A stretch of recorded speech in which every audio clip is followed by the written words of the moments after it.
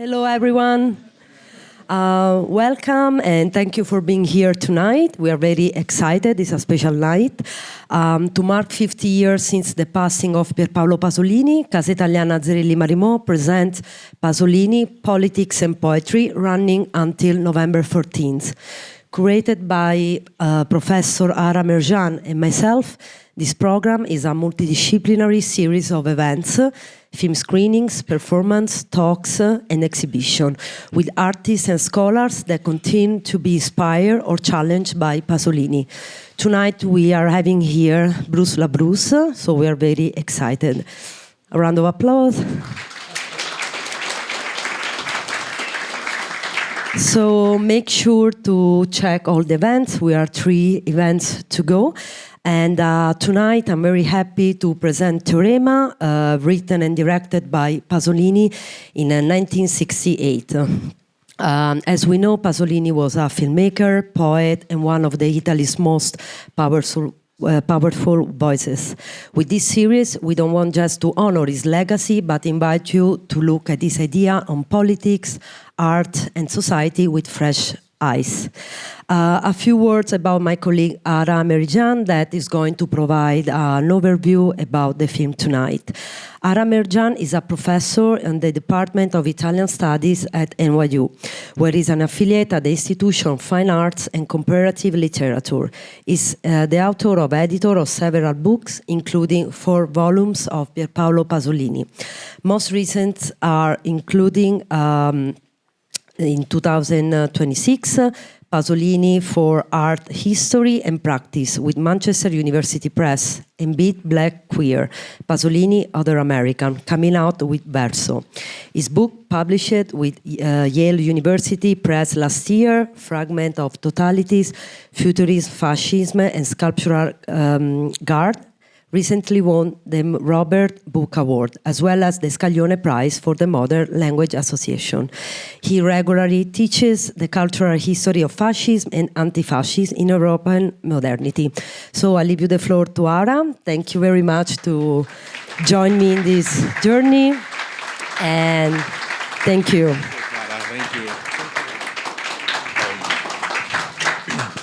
Thank you. Welcome, everybody. I would first like to, in turn, thank Mila for her hard work in helping to put this series together, a lot of hard work behind the scenes. And as both a photographer herself and festival director, she's lent enormous skill, but also just unrelenting good cheer to the project from start to finish. So thank you. Thank you so much, Mila.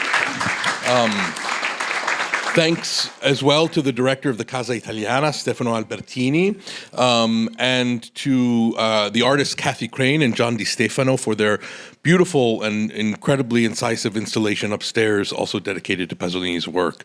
Also to our student workers and to the invaluable Julian Sachs, who's sort of like Oz back there, who is our savior with tech again and again. So thank you, Julian.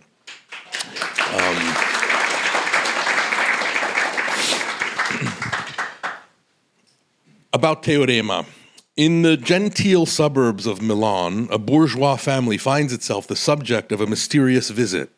Out of the blue, a telegram announces the imminent arrival of a visitor, a handsome, nameless guest who takes his place in the clockwork of their amiable nuclear domesticity.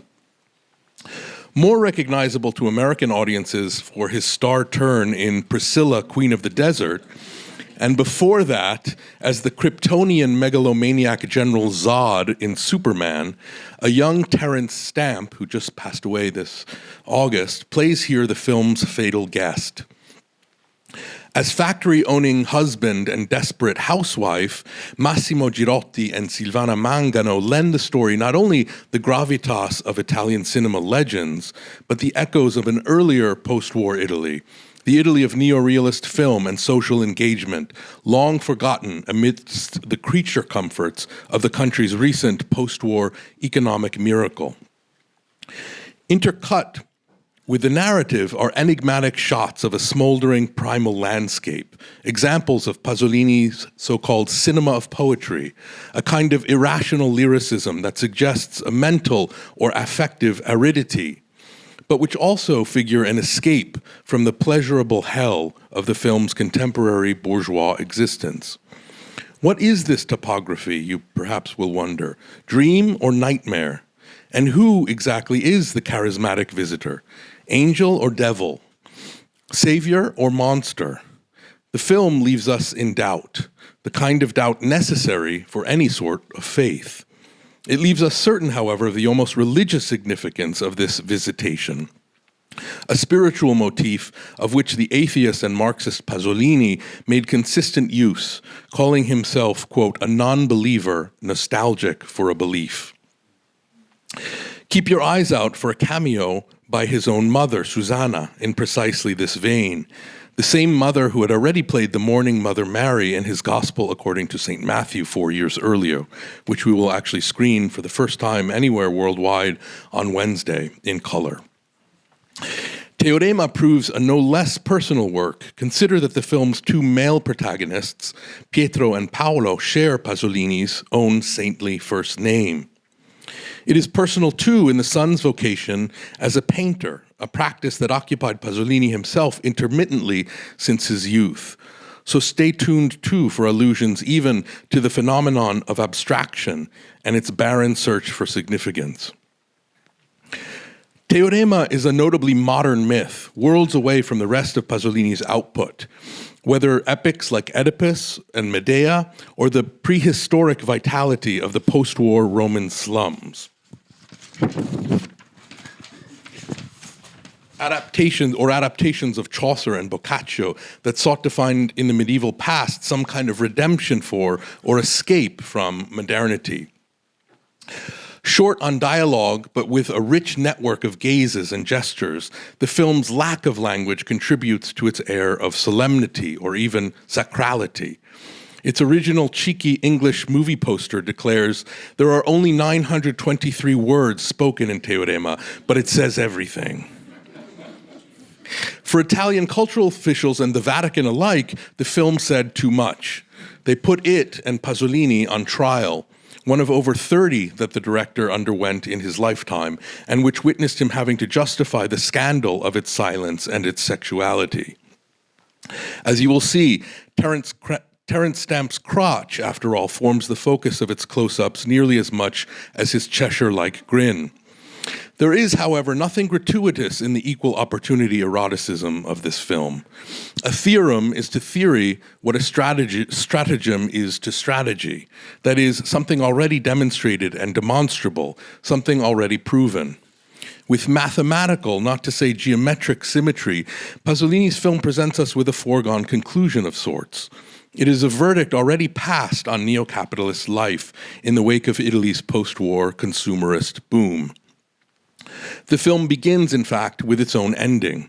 We find a newscaster interviewing workers of a factory just liberated by its owner. It is only as the film comes to a close that we understand the significance of this scene. The film's release date, finally, of 1968 bears more than a casual relationship to history. This is the year that student movements and revolutions roiled capitals across Europe and America. As much as it relates to these events, however, the film recoils from them into a more hermetic poetics. And of all of Pasolini's feature-length films, it is the only one to deal with contemporary middle-class life. He remarked on several occasions that his proximity to that world in making the film made him physically ill. For Pasolini, neo-capitalist culture was an illness, a pathology, which might be cured not simply through orthodox Marxism, but something more sacred. That sacrality lay for him in reality itself, one different from what he called the unreality of bourgeois life. And nothing, arguably, is more real in its terror or in its mix of materiality and transcendence than sex. Like a member of this posh Lombardian family, we too are forced to reckon our relationship to this strange, almost divine visitor and his inexorable seductions. So enjoy Teorema. In Johannesburg, South Africa. He's had numerous gallery exhibitions around the world as a photographer, written a memoir called The Reluctant Pornographer, and directed award-winning music videos. But it's in the cinema where he's left his most exciting and excitable mark. Since his debut feature No Skin Off My Ass in 1991, 11 feature films have explored all manner of what we might call 15, sorry. After Freud, polymorphous perversity, from male and female prostitution to gerontophilia to vampire sexuality. His feature film LA Zombie, in that vein, was notably banned in Australia in 2010 after having been programmed at the Melbourne International Film Festival. It later premiered in competition in Locarno. Our own Museum of Modern Art in 2015, held a retrospective featuring, at that time, all 9 of LaBruce's features, as well as a program of short films. And all of them showed there are now part of MoMA's permanent film collection. With The Visitor, about which we're going to talk about tonight, LaBruce adds his own work to filmmakers already inspired by Pasolini and Teorema, and particularly, most notably, François Ozon with Sitcom in 1998, Takashi Miike with The Visitor Q in 2001. LaBruce's The Visitor was selected this very year in February for the Panorama section of the 2024 Berlin International Film Festival, debuting this year. One recent interview described him as the man, quote, putting sex back in homosexuality. I want to also cite a line of Pasolini's, which I think is perfect for tonight, which is, to scandalize is a right, to be scandalized is a pleasure, and those who refuse to be scandalized are moralists. So who better to discuss Teorema and Pasolini's queer legacy than the man who has proclaimed, "The revolution is my boyfriend." Please join me in welcoming Bruce LaBruce.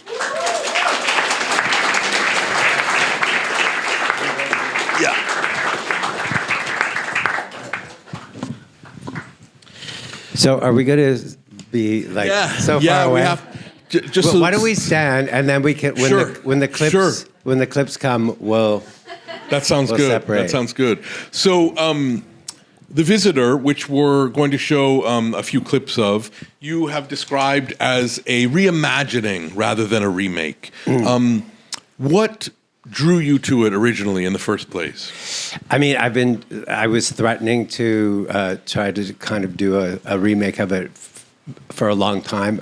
I made a film in the mid-'90s called The Hustler White, and with Tony Ward, and it became sort of a cult hit. It was played internationally, and my original idea was to do a remake of Teorema with Tony Ward as the visitor and Catherine Deneuve in the Sylvana Mangana role, and didn't happen. And we also talked. I also talked through people with Marina Abramovich, who we had people in common, and she's obsessed with this film, and she expressed like a desire to kind of do a remake, and so we kind of were discussing it through other people. It never happened. So anyway. And then, strangely, about 2 years ago, this magazine called Doesn't Exist approached me, and they are a magazine that dedicates each issue to a single director. And they did an issue on Antonioni, and they'd done one on Peter Greenaway, and so they dedicated an issue and to John Waters, and then they asked me to do one to me, which I did, and so it's like a hardcover magazine. And for it, I did a photo shoot, and my idea for the photo shoot for the magazine was to do a kind of a reimagining of Teorema with a black man as the visitor. And so I did it as a kind of fashion shoot, which came out in the magazine. And then they wanted to premiere, they were based in London. They were trying to figure out a way to get me to London to launch the magazine. Hooked up with this art organization in London that are amazing called Apolitical, who work with artists whose work is very difficult and can't be shown or produced in a lot of places. So they work with Andres Serrano, Santiago Sierra and a lot of artists whose work is very controversial. I said, well, okay, let's not just do a launch. Why don't you sponsor a movie and I'll do a reimagining of the, and it sort of snowballed from there. So it was privately financed by this. Apolitical is financed by a Kazakhstani millionaire, gazillionaire or something, and so I had free reign and access to all these amazing locations. And so we'll assume it was not screened in Kazakhstan. Not yet. I don't think it has been. No, actually, none of the stands, as I understand it. Should we maybe show the first clip just to give people a sense? Sure. I've sort of tried to. I think we're going to show the whole film afterwards. Yes, after we're all said and done, and after the cameras finish rolling, for those who want to stay, there will be a screening of the entire film. So I tried to select a few clips to illustrate kind of my the way that I kind of reinterpreted the film. I kind of did a bare bones version of it and stripped it down to its very basic narrative structure. There's so much that I had to cut out and just to give the essence of it, and also to update it. So I updated it to a different political paradigm, which, Teorema is obviously about the alienation of industrialized society in Milan in the late 60s. And I updated it to be about the visitor is a black refugee who lands on the banks of the Thames in London and ends up infiltrating a bourgeois family and fucking them all. And I also wanted to, as you say, in your great article, you wrote an article about the movie in the Brooklyn Rail, which is one of my very favorite kind of analyses of the film. Thank you. And it's the pornographization of Teorema. So, but anyway, let's start with the first clip, which is not the opening, but the dinner scene. I also was in my interpretation, I brought in Salo, Pasolini's Salo, and Porcile are also integrated into the film.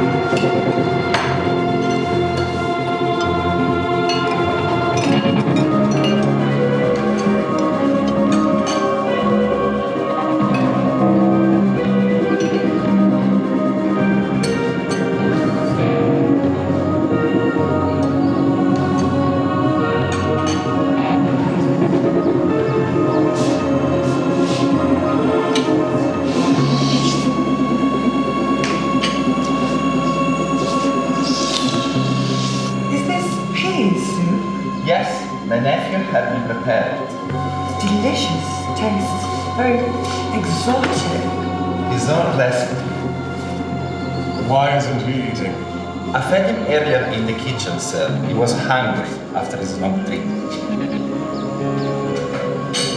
You never mentioned you had a nephew. You never asked, ma'am. I don't see much of a family resemblance.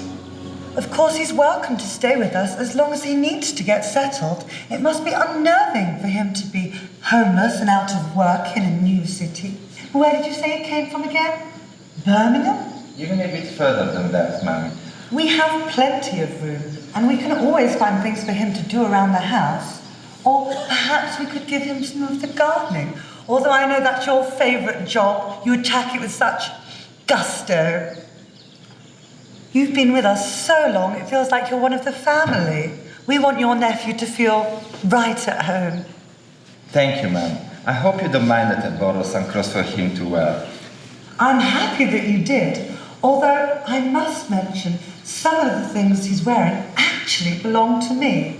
Although he almost looks better in them than I did. Very fetching. He's a handsome lad. I'll buy some new clothes for him when I go shopping tomorrow. Why don't you send the maid? No, I'll do it myself. I'll cancel my lunch at the club.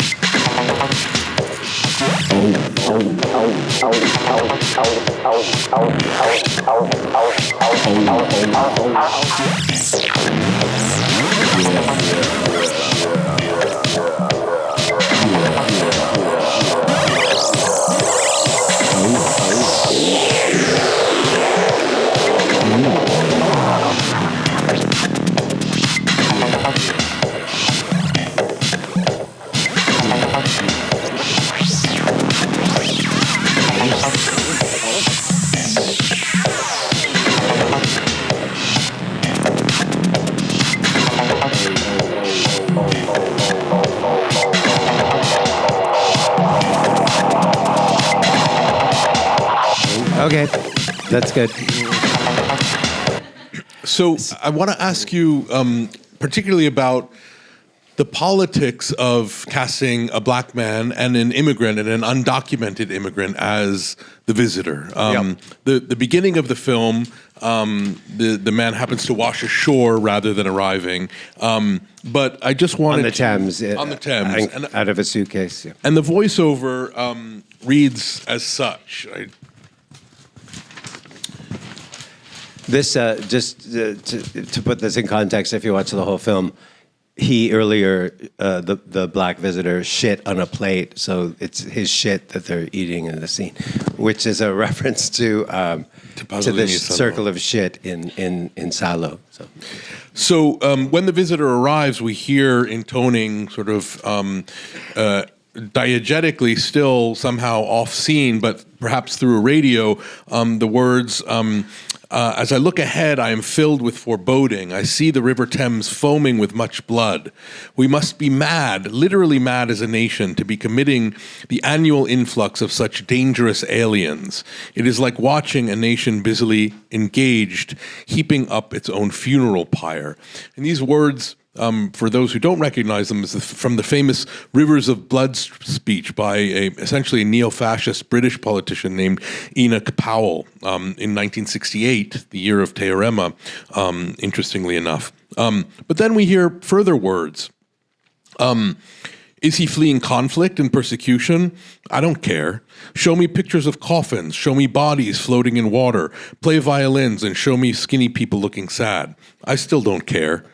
The illegal migration bill will allow us to stop the boats that are bringing these delinquents to our shores in flagrant breach of our laws. Last week, my right honorable friend, the Prime Minister, announced a world-class deal with Rwanda.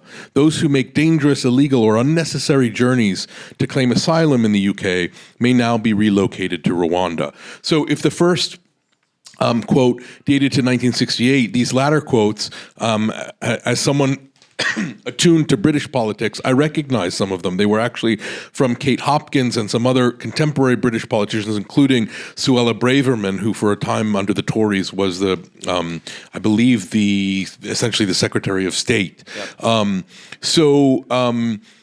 In casting now the visitor as an illegal African alien, how did you think about shifting things? Well, as I said, the original was more about the Milan in the late 60s. So it was about the alienating effects of industrialization. And the film is about the father is an industrialist who has factory workers. And part of his liberation is political consciousness, awakening of his consciousness, where he not only liberates himself sexually, but he liberates his factory workers. So when I ended up shooting this film in London in 2024, I wanted to reimagine it as something with very contemporary political kind of context. And of course, that was the one that was front of mind. I mean, immigration, obviously, even as well in the USA, is like the issue that Trump got elected on, and so it's like it's the thing that everyone's like focused on. So I reinterpreted it as that, and cast the alien, the visitor, as a illegal alien, as a black refugee. And that bit about Rwanda is true. I mean, they actually that is their plan, to ship the illegal aliens to Rwanda, regardless of where they come from, to this kind of like, war-torn country. So, so it was that, and the other aspect that I did, as you can see from that clip, is that I wanted to reimagine the family and in a kind of queer context, or to recast the whole movie in terms of contemporary queer politics. So I cast I cast non-actors, primarily people who are more performance artists who perform like sexually on stage in a more kind of burlesque kind of context. Only one of the actors, really, Bishop Black, who plays the visitor, had extensive porn experience. And I cast the daughter as a transmasculine. Ray Fillar plays the daughter as a transmasculine character, which is what she is in real life.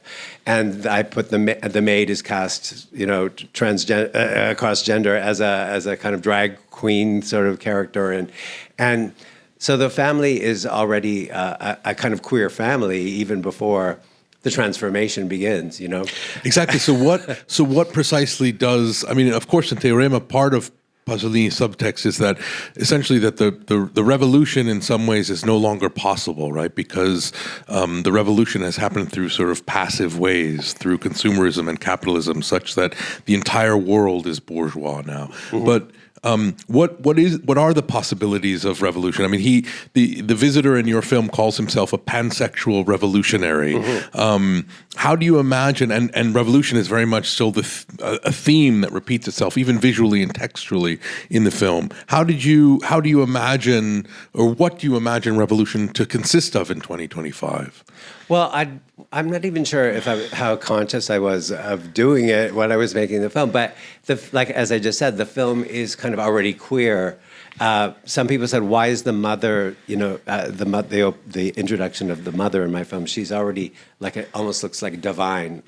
And there's actually a reference to divine because she's introduced to the theme of the girl can't help it, which is divine in female trouble, and they said, well, why weren't they repressed to begin with? And then you show their transformation as they're fucked by this visitor and they're transformed somehow.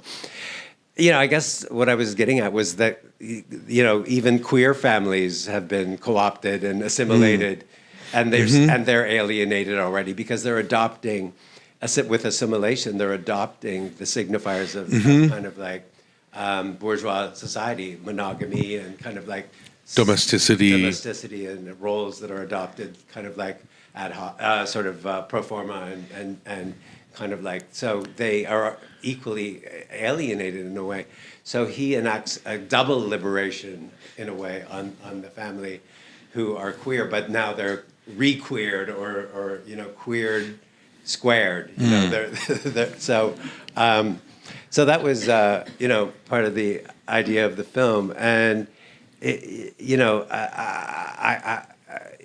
the idea, as you said, with the title of your article of my film, the revolution will be pornographized, right? And I was just rewatching Salo again, this afternoon in my hotel room, as one does, and just for fun, and never ceases to like traumatize and shock me. It's one of those. It's a film. A unique film that every time you watch it, you're re-traumatized and even more so, when you watch it. But I mean, this idea of Pasolini's pornographic imagination, and where he was going with his last three films, is his, what some people call the death trilogy, as opposed to his life, or which I call it the trilogy of the psychopathologization of the family, psychosexual pathologization. I can never say that word. Pathologization. Yeah, of the family. And, so my kind of thesis for the film, and Teorema actually, as you may or may not know, means thesis in Italian. My thesis was to take the film to its logical conclusion, which was like to push everything that is suggested in Teorema. I literalize. Yes, it's hyperbolized. Yeah, hyperbolized and push it to it's extreme. Should we watch the second? Sure. Scene? So let's watch the seduction scene. You may recognize from Teorema.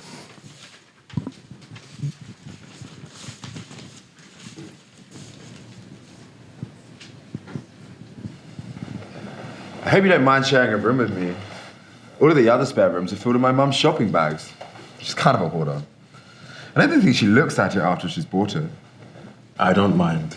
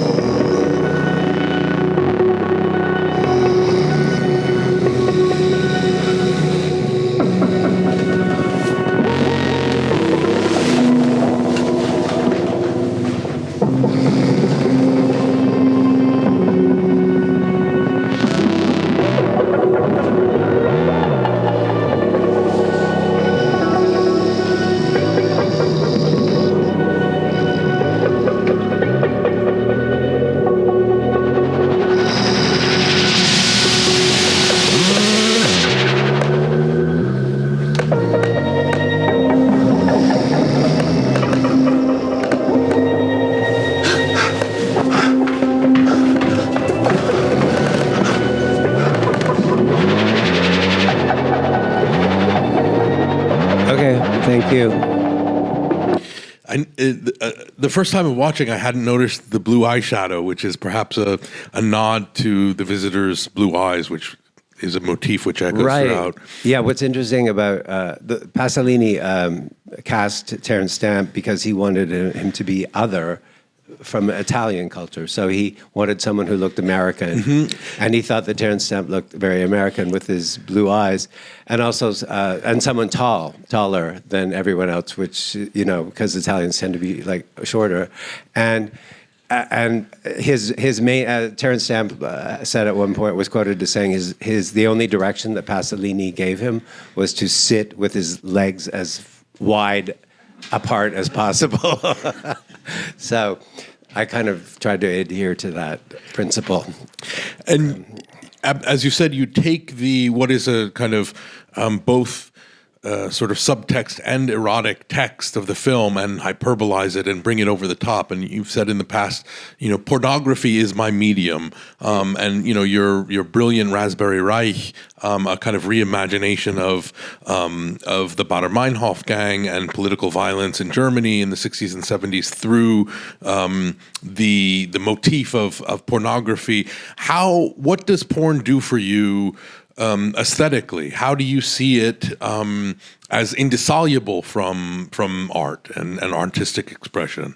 Yeah, so I mean, if you stay and watch the film, I mean that scene and many others in the film turn into full-on porn scenes, and in fact, I had to jettison a lot of the narrative of the original to fit in because it's mostly, a lot of it. Yeah, I wanted to ask you what the budget for lube was for the film, because there's a lot. It rivaled Diddy in I gathered in volume.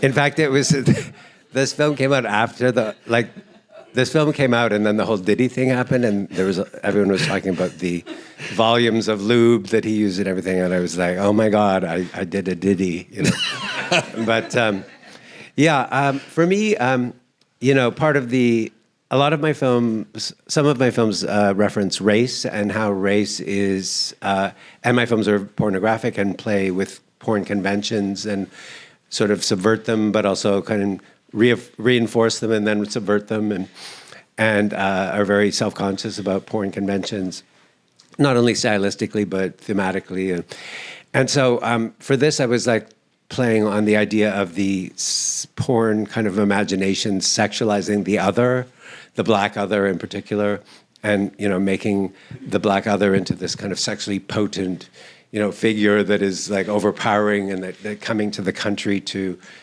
rape and pillage, and which is in all the rhetoric of the extreme right, this paranoia about. And yet the obverse of that too is the trope of the black stud as the star of porn and sexually potent, right? So it's the obverse of the fear and the rage is desire, right? Oh, but it always is. Yes, absolutely. Absolutely. That's part of the whole dynamic of it. Yes. I mean, the kind of S&M kind of domination and submission that's built into it, the disempowered black person coming in and then becoming kind of the dominant sexual kind of avatar. So that's what I was playing with that, which is kind of dangerous to play with, but it's and that's why I also was toying with this idea of the science fiction motif and the zombie motif. So in my film, when you saw it in the dinner scene where there's this kind of kinetic, hypnotizing kind of like element of the seductive power, this kind of cliche of the black man as a kind of not only potent but kind of like mystical, and later in the film the black character says, "I'm not your magical Negro." He's conscious of the way that they're objectifying him or mystifying him, But so that's part of it. And then when he's having sex with people in the film, he turns kind of into almost like a zombie, like his eyes go white and there's all this goo. So it's a cross between like Brother from Another Planet, like this kind of alien black man invading white culture, and kind of science fiction tropes and porn tropes, all kind of mixed together. So maybe we'll watch one last clip. Oh yeah, let's watch what was the clip with the maid and the with the lawnmower? I forget what we called it. Yeah.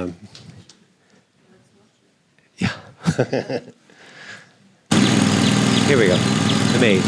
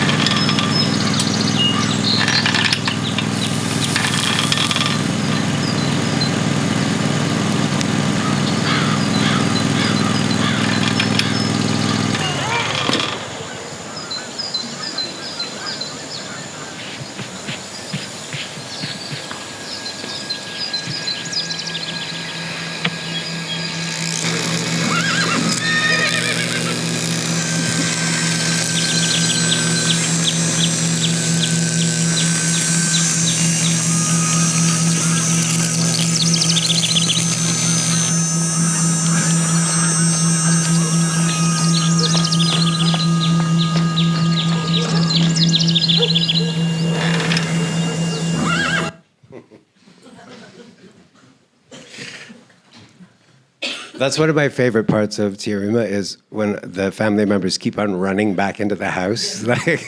So I really leaned into that a lot. It's almost like a stage, like proscenium, where they run into the house and draw the curtain and disappear into the the sanctity of the home. So. My last point is just about the Christ or crucifix shaped dildo, which features in the film, which is interesting also because it wasn't special made for the film. I mean, it's orderable on Amazon. Yeah, we ordered one on. I was actually, when I was making the film, I was like, okay, what kind of sick fetishes can I put in this film? As one does, and I. And I was looking up, okay, Jesus dildo, like I didn't know whether they existed or not, and sure enough, they're there. But to your point, there's another scene in the film where, as you'll see if you watch it, that somebody fucks somebody in a kind of vagina on the bottom of the foot, and that was also already available online, and we actually ordered. We ordered the Jesus dildo, and we didn't like it. It wasn't to our liking, so we made our own. But we did use the foot, the vagina foot. And you've talked about I forget your exact quote, but about Catholicism being one of the biggest, sort of most fetishistic. The world's most fetishistic religion, essentially fetishistic religion. And clearly. Was that something that you were sort of playing on with regard to Teorema in particular, or just as a kind of a general something sort of against that porn might be against the grain of in a larger sense? It's something I've been playing with, for the last 12 or 14 years in my art and photography. And I did a show in Madrid in 2012 called Obscenity. And it was a photo show I did at a gallery called Slava La Fresh. And Slava had a show there too. And my idea was it was about the intersection of sexual and religious ecstasy. And so I shot a lot of very well-known Spanish figures, artists, Rossi de Palma, Alaska, and with that idea in mind. So I used the holy wafer, the ostia, as a symbol of sexual fetish, covering their eyes and nipples and genitalia, as a very loaded kind of symbol. I mean, the thing that attracts me to Pasolini so much is his dialectics, and the fact that he was Catholic and homosexual and communist and Marxist but actually believed, it was very religious. and all those things are seemingly contradictory, but he somehow managed to manifest them all simultaneously. So that was my idea, was that this ostia represented spiritual transformation and kind of religious fervor, but also it was a symbol of censorship, because the eyes were blinded by the ostia and on the mouth, so they were not able to speak. But also it turned them into kind of like blind prophets or kind of like avatars of like seers, and and it was also a sexual erogenous, covering their erogenous zones, but they were very sexual photos. It caused a huge furor in Spain. The mayor tried to shut down the show. There was protesters outside the gallery, and somebody threw an explosive device through the window, and that didn't go off. But so that was my first kind of really deep investigation into it. And so since then, I've made a couple of films exploring the same territory. One is Saint Narcisse, which I made in 2020, which is, and this one. So, and I'm not even Catholic, so I'm kind of like an interloper. But because I was born into a boring Presbyterian religion, I've always had Catholic envy, because it's so... or it's fetishism. Yes. So I have tons of questions of my own, but I'd like at this point to open it up to our audience in case there are questions that people might have for Bruce. And there's a microphone sort of circling around.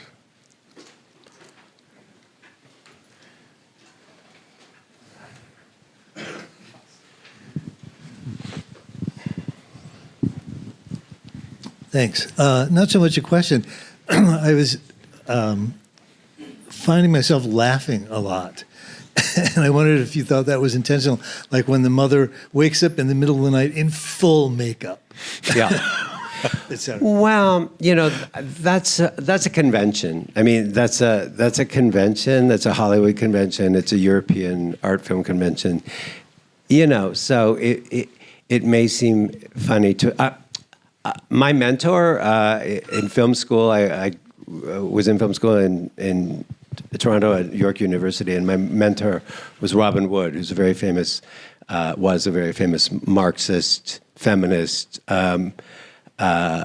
gay film critic. And he would, when people laughed in scenes like that, when he showed films like Hitchcock or whatever, he wrote a famous book on Hitchcock, and he would be apoplectic, and really, he said, "Why are you fucking laughing?" Like, he'd be so mad that people were laughing. And, I think part of it is just historically, we look at things differently, and the conventions were different. And I think this film is unavoidably camp in some ways. I mean, just when Silvana Mangano, screams in the car, and I, after she has sex, and she's just like, and with her hair, and I deliberately recreated that film in my film as a kind of camp, moment. So I think it is undeniable, and I think the fact that Pasolini's gay, he had a camp sensibility. He made fucking Medea with Maria Callas, which is super camp on a certain level. So. And Maria Callas is unavoidably camp, which kind of the recent film kind of didn't really capitalize on. But so I think there's an unavoidable kind of camp sensibility somehow with gay filmmakers. Fassbinder, like the way that he played into female melodrama, and I think it's unavoidably camp on some levels, which doesn't mean, I wrote an essay called Camp, Anti-Camp that refuted Susan Sontag's article on camp, Notes on Camp, and because I think she missed the point where she said that camp was apolitical. And I argued that I think his camp is very political, and just because it's over the top and theatrical and kind of superficial on some level, it doesn't mean that it isn't political and that it doesn't have political meaning. It's like this idea of Pasolini's dialectics. You can laugh at something and take it very seriously at the same time.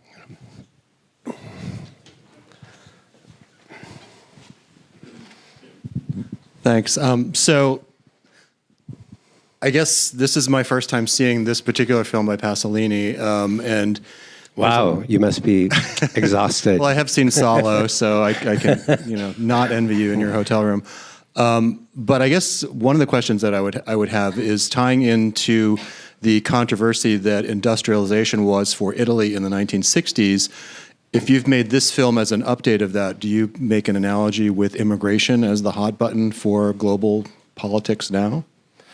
Well, I mean, it's one of them. I mean, I think if you were making an analogy, a more direct analogy, you would have to maybe lean into kind of like the billionaire class, and kind of how capitalism is transmogrifying into fascism, before our very eyes. So I think that would, and I'm toying now with, I'm reading Petrolio, Pasolini's unfinished novel, and looking at Salo, his last film. I think he was going in that direction. Like, I read an amazing article today that was in The Guardian recently about how he published this article like 2 years before he died called, what is it called? It was kind of a manifesto where he basically said that he knew the names of everyone that was corrupt in Italian society, all the the oil magnates and the industrialists and the leaders of the Catholic Church and the government officials and everything. And he said he was threatening to name names. It was almost like the Epstein files, And there are some people who think he was assassinated because he had this knowledge and he had this power and he was threatening to expose all these people. But the common thread is that it's about a ruling class that has become so, far removed from the average person. And Pasolini was all about glorifying the lumpen proletariat and the uneducated masses who he thought were closer to God, in a Spinozan kind of sense than these alienated industrialists and rich people. So that was something that was very threatening. That everyone was very threatened by that. So I love that you're from Canada, which I normally think of as pretty friendly and accommodating, and you've produced a lot of this pornographic stuff. What is the favorite place you've ever been banned for your work? Well, porn is very friendly. Well, Australia was a good one because actually it was the softcore version of my film LA Zombie that was banned in Australia, which I always take as a badge of honor. But I had Hustler White was a film that, in fact, in British Columbia, one of the provinces of Canada, it was banned in that province for a scene in which an amputee fucks a guy with his leg stump. So I was pretty proud to be banned somewhere in my own country. I saw that movie in Boston, actually. It had quite a good reception there. So good.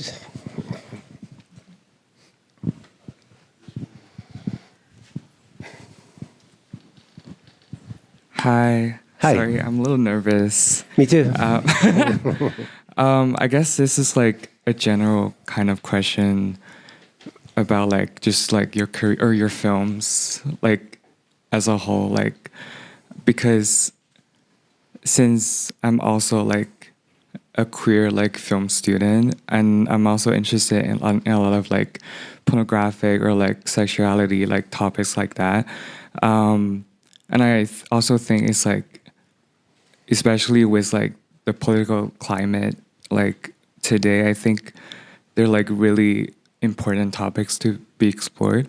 So I guess I just want to ask like, what would you like? How would you respond to how would you respond to people who like see your work and just say, oh, it's just porn and there's no value? Like, how would you navigate through that?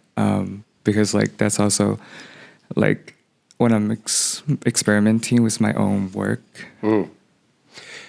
Yeah, I mean, there's a kind of chauvinism against porn, you know, or a kind of misconception that it's kind of this base form of expression that shouldn't be taken seriously. And I mean, my work is really informed by the avant-garde, gay avant-garde pornographers of the 70s, like Peter de Rome and Wakefield Poole and Peter Berlin and Kurt McDowell and Jack DeVoe, and these people who were making, you know, hardcore porn movies for a porn audience, but totally making films in that language of the avant-garde and kind of experimental film and really experimental form and being creative with sound and montage and you know.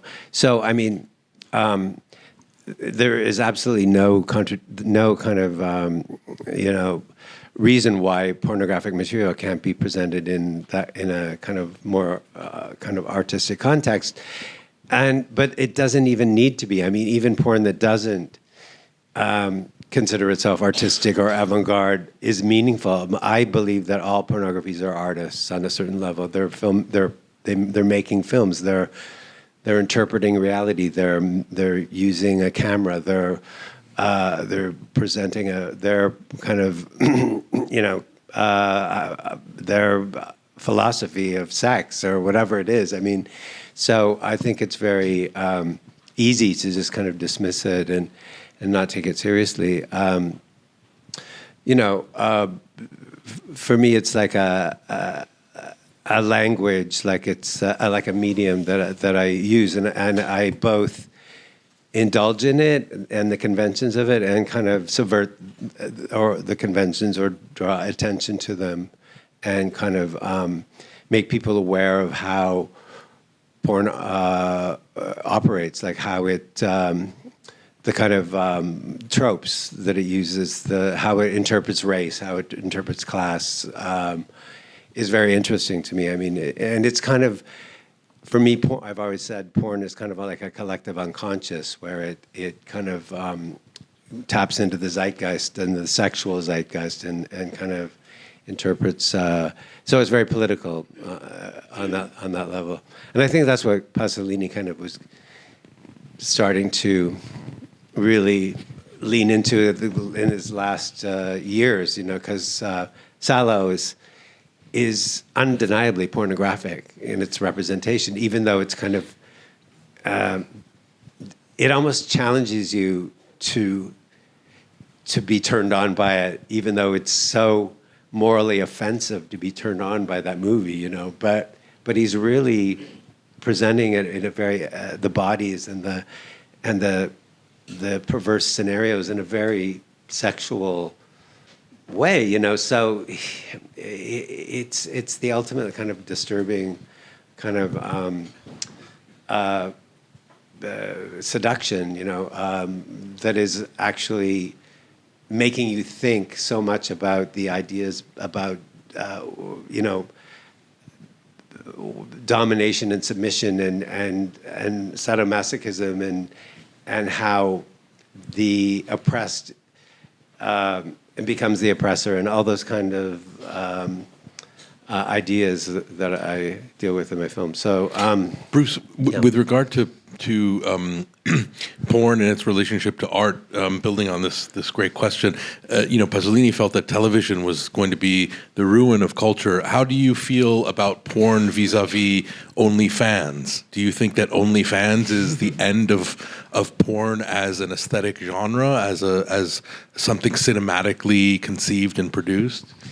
No, quite the contrary. I really do. Even though it's become a cliche, I do think it's kind of like the democratization of porn. You know, I think it's like it's seizing the means of porn production. It's you know, it's taking it away from these companies that dominate sexual representation, and allowing everyone to interpret sexuality, and so it's led to this kind of challenging ideas of what makes body, what is considered. What bodies are even seen, right? How they're seen, how they're, whether they're attractive or not, not based on some kind of body fascism or this kind of unattainable ideal, but something that everyone can, with all different body types or races or class, can kind of participate in. So it really is kind of I think, a liberation from the constraints of the dominant porn industry. I think we have time for just one last question, and I think there was a hand in the back. Also, please visit RISD. RISD, yeah, I'd love to. I've never been I don't invited. go here, but please visit us at RISD. Yeah. We're gayer. I think there's a hand in the back. Thank you. Thanks. Hi. Hello. Hello. It's a great pleasure to have you here. I honestly follow your Instagram daily to kind of monitor my own posts and stories to know what to publish. And you posting about those daily iconic queer figures is just a delight. So thank you. I honestly have not watched any of your films, and I wanted to ask, based on what I saw here just now, what are your thoughts about the kind of other artistic outlets that kind of ruminate Pasolini's words? I mean, you can see the effect of Arthur Rimbaud and Francis Bacon and Teorema specifically just now. And for instance, reading the letter of the seer of Rimbaud, I cannot just get the image of Teorema out of my head. It's just everything that the film is, and you can see the correlations. So I was wondering how you, in your imagination of Pasolini, how do you think of those outlets kind of manifesting in your work? Well, actually, Ara, in his article about my movie, very very flatteringly made that connection between the Renaissance, between Caravaggio and kind of the Renaissance artists, and how Pasolini was very influenced by certain Renaissance painters, and I kind of, whether consciously or unconsciously, kind of there's a dinner scene towards the end of the movie that looks very kind of Caravaggio, which I actually, to be fair to myself, I was aware of that, and I was kind of playing in his influence of Renaissance painters, and the fact that Caravaggio was one of the first painters who actually was representing outsiders and kind of people from different classes, and taking painting away from strictly something that the ruling classes kind of posed for, and so there's that, and I mean, yeah, the Bacon scene, the reference is very striking in the movie. He really lingers on it a lot, and I mean, that's really, I just did a Instagram post recently about Francis Bacon and how he was really into hustlers as well, and that was one of his main inspirations, and he had a hustler in his life who was kind of ambivalently gay, and George Dyer? Yeah. Just as Pasolini had Ninetto Davoli, who was who plays the angel in the movie, and that was his main muse that he was totally in love with. And I was just reading today when I was cramming for this that Davoli married 2 years before Sala was made. So I guess after this film, and Pasolini was devastated that his, this kind of hustler, streety type guy that he was in love with and who was his main muse, got married to a woman, and that Nedha doesn't obviously appear in Salo, his last film, so they were kind of estranged or something. So I think it's those references are all like kind of, as I would say in my Instagram, super gay kind of references that that a lot of artists, gay artists, kind of tap into. It's kind of a gay a history, of the philosophy of being gay and gay consciousness that kind of runs through a lot of artists' work, Fassbinder and they have a lot of the same references. Period. Thank you so much. Yeah. And also, yesterday was Tchaikovsky's passing anniversary. So was what? Tchaikovsky's. I mean, I missed it. Yeah. So I was flying. Just a reminder. But yeah, thank you so much. Okay. Yeah, for those who are interested, I mean, it is an incredibly, aside from its erotic transgressions, it's an incredibly strikingly visual and formal film. And in reimagining Pasolini's vision, although yours is different, the sort of striking, symmetrical stylizations are really sometimes mesmerizing, and in addition to the use of color. So that is it for our program. But for those who do want to stay and watch The Visitor, we are going to screen the entire thing. But for everyone, if you could just join me in thanking Bruce and. Thank you.